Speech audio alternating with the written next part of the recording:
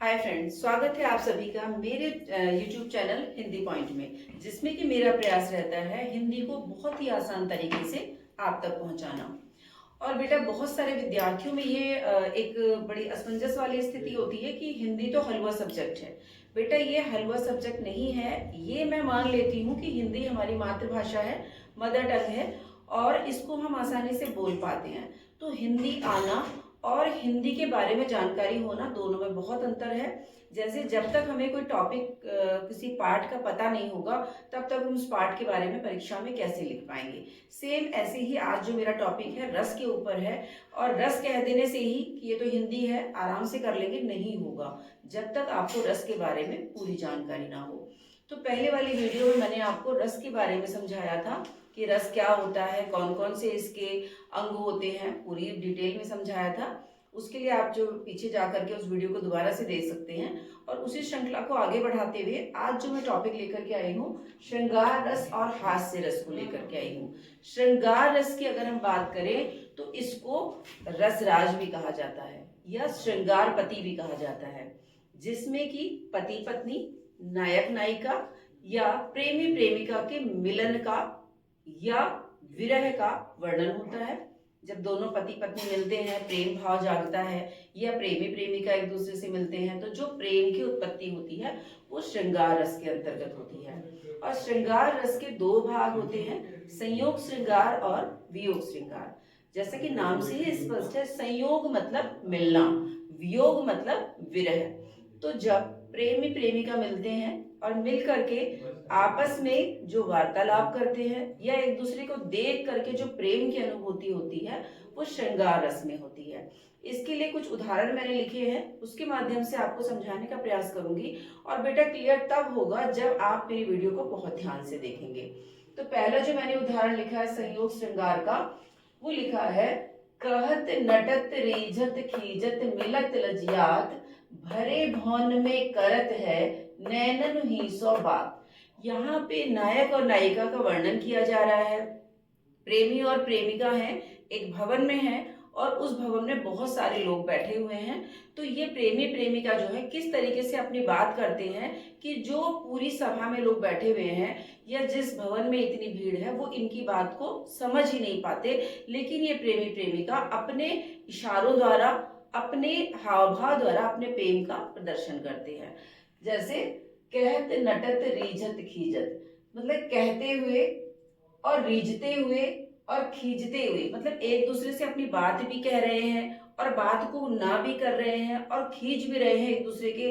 अगर कोई प्रेमी अपनी बात कह रहा है, प्रेमिका उस चीज को मना कर रही है, तो उसके मना करने से वो खींच भी आ रही है उनके अंदर।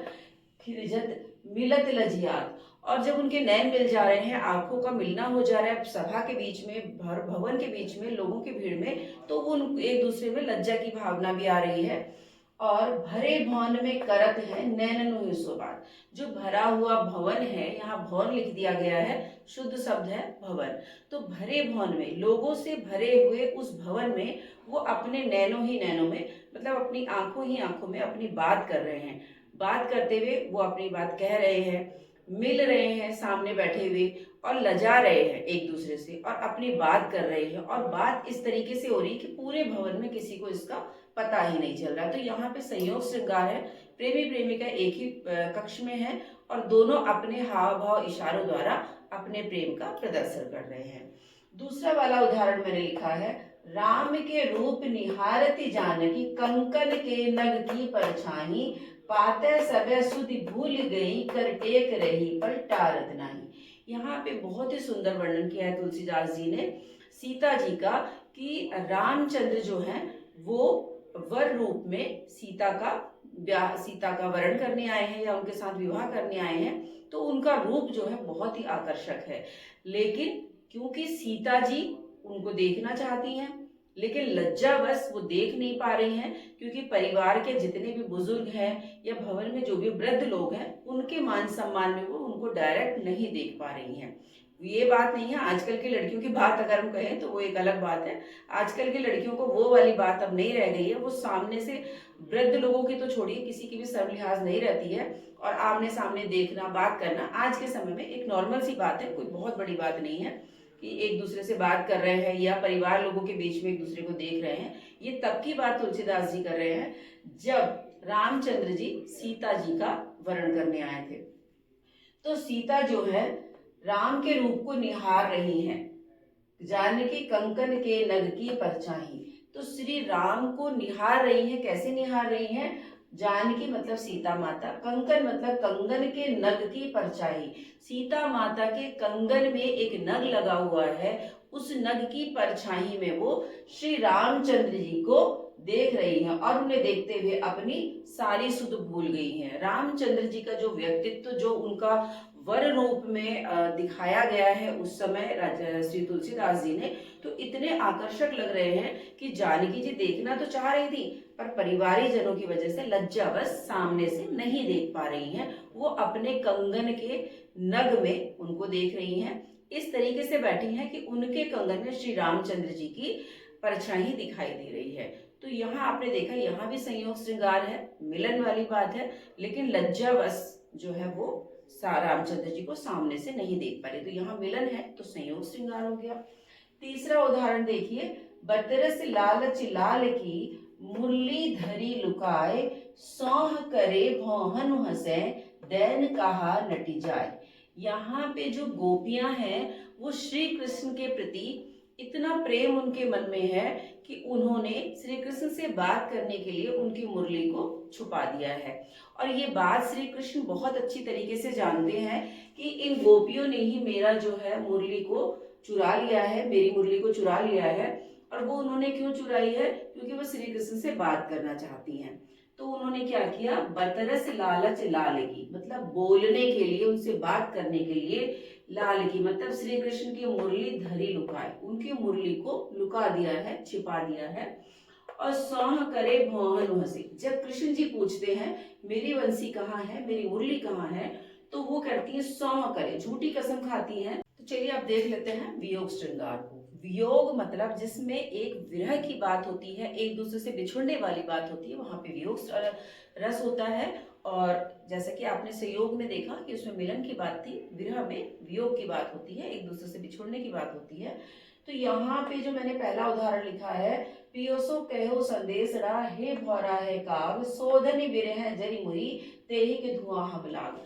यहाँ पे जो नागमती है वो अपने पति को, उसका पति जो है पद्मावती के प्रेम में आसक्त होकर के नागमती को छोड़ करके चला गया है, और वो इतना ज्यादा व्याकुल है, विरह में जल रही है कि वो अपना संदेशड़ा कौवों और भंवरों के द्वारा अपने पति तक पहुंचा रही है कि हे भंवरों, मतलब हे भौरों, हे काग मतलब भंवरों और कौवों, तुम मेरे पति से मेरा संदेशा कहना, मेरा संदेश देना, कहना कि सोधनी बिरह जरी मुई, वो जो धनी, वो जो तुम्हारी पत्नी थी, वो तुम्हारे वियोग में जल करके मर गई है, और उसके जलने से जो धुआं आया वो धुआं हमें लग गया है और हम काले हो गए हैं। तो विरह की बहुत ज्यादा अधिकता यहाँ पे दिखाई गई है।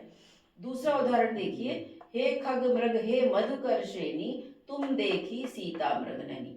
यहाँ पे श्री रामचंद्र जी का बहुत ज्यादा व्याकुल होना दिखाया गया है, जहां पर कि रावण जब सीता माता का हरण करके ले गया तो श्री राम जो है बहुत ज्यादा विरह में, बहुत ज्यादा वियोग में अपने आप को पाते हैं, और वो अपनी जो बात है वो वहां के जानवरों से, पशुओं से, पक्षियों से करते हैं कि हे खग मतलब पक्षी, मृग मतलब पशु, हे मधुकर श्रेणी, मधुकर मतलब भंवरों की, श्रेणी मतलब पंक्ति, कि हे पशु पक्षियों और भंवरों की पंक्तियों, क्या तुमने मेरी मृग नैनी मतलब मृग के समान नैनों वाली सीता को देखा? मतलब विरह में बहुत ज्यादा होकर के रो रहे हैं, वन वन भटक रहे हैं, यहाँ पर भी वियोग का वर्णन है।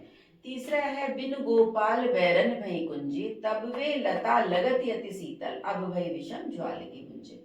यहाँ पर जब श्री कृष्ण गोपियों को छोड़ करके दूसरी जगह चले जाते हैं, वहां जाके राजा बन जाते हैं, तो जो गोपियां हैं वो ये कह रही हैं कि बिन गोपाल, गोपाल के बिना हमें जो कुंजे हैं, जो लताएं हैं, वो जो है बहुत बुरी लग रही हैं। और जब वो हमारे साथ थे तो क्या लगता था, वे लता लगत यति शीतल, वो लताएं जो हमारे शरीर को शीतलता प्रदान करती थी।